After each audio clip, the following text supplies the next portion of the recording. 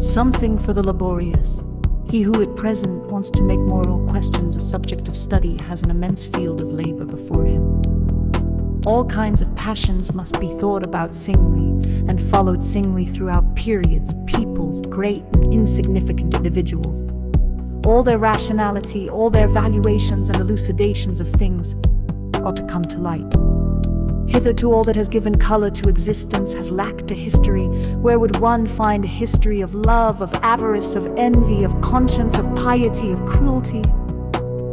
Even a comparative history of law, as also of punishment, has hitherto been completely lacking.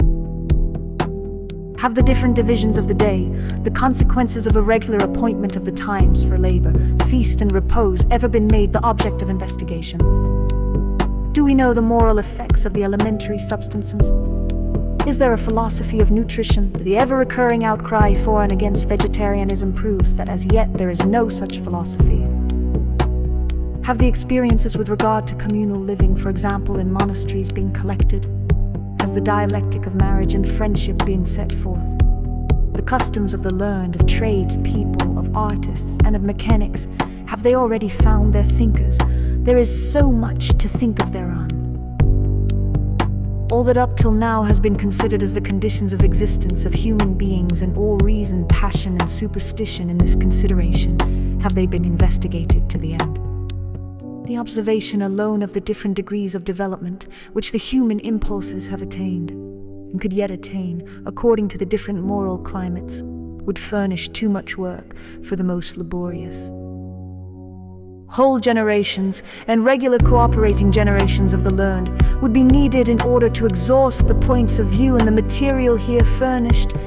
The same is true of the determining of the reasons for the differences of the moral climates. On what account does the sun of a fundamental moral judgment and standard of highest value shine here, and that sun there? And there is again a new labor which points out the erroneousness of all these reasons and determines the entire essence of the moral judgments hitherto made. Supposing all these labors to be accomplished, the most critical of all questions would then come into the foreground.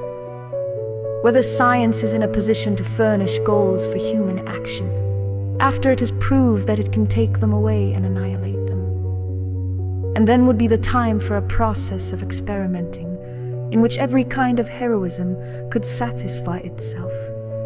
And experimenting for centuries, which would put into the shade all the great labors and sacrifices of previous history. Science has not hitherto built its cyclopic structures, for that also the time will come.